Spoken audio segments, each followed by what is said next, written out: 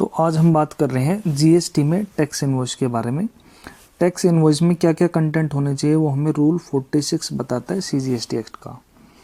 तो बात कर लेते हैं। तो सबसे पहले हमें टैक्स इनवॉइस में जो कि हमारा सप्लायर है उसकी डिटेल डालनी होगी। सप्लायर जो कि टैक्स इनवॉइस इशू करेंगे और रिसिपिएंट जो भी गुड्स को बाय कर रहे हैं या सर्विसेज को ले रहे हैं वो टैक्स इनवॉइस को रिसीव करते हैं।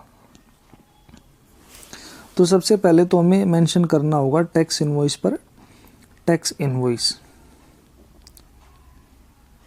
उसके बाद जो हमारे सप्लायर होंगे उनका हमें नेम लिखना पड़ेगा। फॉर एग्जांपल हमने एबीसी नाम लिख लिया, उनका एड्रेस डालना पड़ेगा और सप्लायर का हमें जीएसटी नंबर डालना पड़ेगा कि सप्लायर का जीएसटी नंबर ये है। और उसके अलावा फ़ोन नंबर और कॉन्टैक्ट नंबर हमें सप्लायर का डालना होगा। उसके बाद बात आ जाती है रिसिपिएंट की।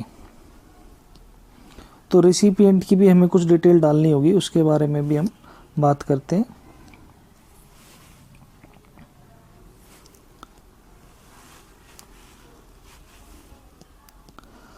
तो सप्लायर की डिटेल डालने के बाद अब हम टैक्स इनवॉइस इशू कर रहे हैं। तो सबसे पहले हम टैक्स इनवॉइस का लिखेंगे नंबर। ये नंबर हम 16 डिजिट तक लिख सकते हैं। तो डेट, इशू डेट लिख देंगे और इनवॉइस नंबर लिख देंगे। अब ये इनवॉइस किसको इशू हो रहा है उसकी डिटेल लिखेंगे, यानी कि रिसिपिएंट की। अगर तो रिसिपिएंट रजिस्टर्ड है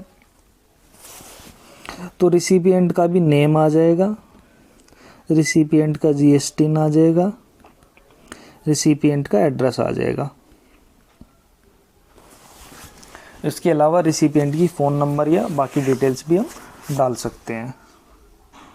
और अगर हमारे केस में अगर रिसिपिएंट रजिस्टर्ड नहीं है तो और सेल 50,000 से ज़्यादा की है तो रिसिपिएंट का नेम आएगा, जीएसटी नॉट एप्लीकेबल हो जाएगा, एड्रेस आ जाएगा और उसका स्टेट भी डालेंगे हम। स्टेट से पता चल जाएगा कि वो सर्विस का या गुड्स का डेस्टिनेशन क्या है। अब इसमें एक बात और आती है, अगर कई बार ऐसा होता है कि भाई जो रिसिपिएंट है वो हमारा किसी स्टेट में और जो हमारा सामान है वो सेम स्टेट में भी या दूसरे स्टेट में भी शिप हो सकता है। यानी कि फॉर एग्जांपल यहाँ पर एबीसी दिल्ली ने बेचा XYZ दिल्ली को, लेकिन जो ये माल है दिल्ली में ही XYZ के एड्रेस पे नहीं जाएगा या दिल्ली के बाहर किसी और एड्रेस पे जा सकता है। तो इस केस में शिप टू का भी हमको नेम, एड्रेस, जीएसटी है तो जीएसटी भी हम दे सकते हैं और स्टेट हम लिख देंगे। अब बात आ जाती है एक सबसे इम्पोर्टेंट पॉइंट है जिसको कहते हैं वो रजिस्टर्ड के केस में भी अनरजिस्टर्ड के केस में भी हमें डालना होगा। वो होता है place of supply. Place of supply, place of supply he decide करता है कि सीजीएसटी एसजीएसटी लगेगा या आईजीएसटी, यानी इंट्रास्टेट सप्लाई है या इंटरस्टेट सप्लाई है। प्लेस ऑफ सप्लाई पे हमने अलग से वीडियो बना रखे हैं तो वो आप देख के समझ सकते हो। अब बाकी कंटेंट पे आ जाते हैं। अब इसके बाद बाकी कंटेंट आते हैं, हम इसको लगभग उसी फॉर्मेट में बनाने की कोशिश कर रहे हैं जिसमें बिल हमारा प्रिंट होता है। तो इसके अलावा हम डालेंगे गुड्स की डिस्क्रिप्शन, गुड्स की या सर्विस की, जिस पे बारे में हमारा गुड्स या सर्विस है उसकी डिस्क्रिप्शन डालेंगे, उसका HSN कोड डालेंगे और उसकी क्वांटिटी।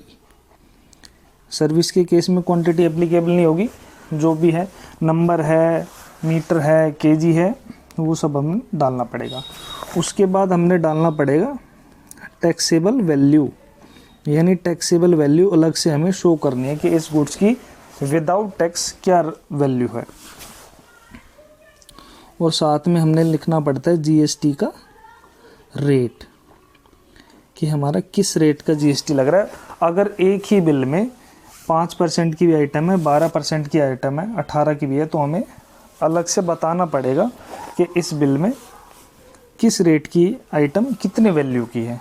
तो जैसे अब यहाँ पर हमें ऐड करेंगे हम CGST प्लस IGST। अगर CGST है तो SGST तो लगेगा ही, और अगर स्टेट के बाहर हमारी ट्रांजैक्शन हो रही तो IGST लगता है। तो फॉर एग्ज़ाम्पल हम दिल्ली की ट्रांजैक्शन है तो हम ये मान लेते हैं हमारी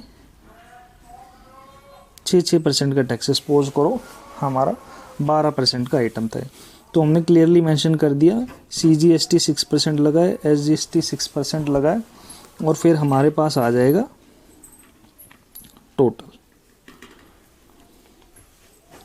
टोटल में हमारी विद टैक्स हमारी वैल्यू आ गई। अब इसमें एक पॉइंट और आता है, एक पॉइंट जो इम्पोर्टेंट है सबसे, उसमें हमें लिखना होता है अगर हमारे केस में, जैसे हम यहाँ स्पेस बना लेते हैं, RCM एप्लीकेबल है या नहीं, तो ये हमें बताना पड़ेगा RCM यस है या नो है। अगर RCM यस होगा तो हमारे केस में यहाँ टैक्स नहीं जुड़ेगा, क्योंकि रिवर्स चार्ज मैकेनिज्म में रिसिपिएंट ही टैक्स भरता है। और एट लास्ट हमें ऑथोराइज्ड पर्सन के सिग्नेचर करवानेंगे, क्योंकि बिना सिग्नेचर के एक टैक्स इनवॉइस वैलिड नहीं होता। अब इसके अलावा हम क्या क्या डिटेल मेंशन कर सकते हैं, जो कि पर्सन टू पर्सन डिपेंड करता है।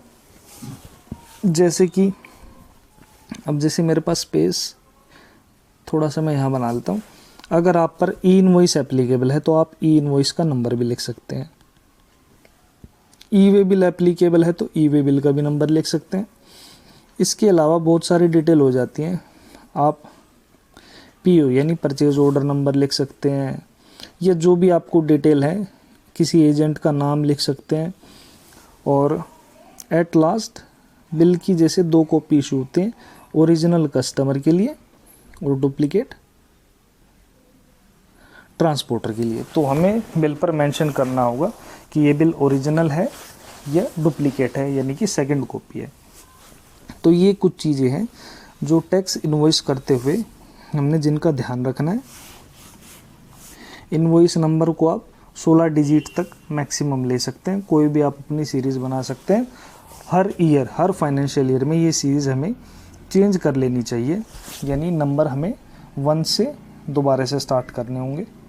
तो ये था टैक्स इनवॉइस के बारे में कि टैक्स इनवॉइस की क्या क्या कंटेंट होंगी, जिसको हमें रूल 46 हमें बताता है CGST एक्ट का। तो इस वीडियो में इतना ही। Thank you.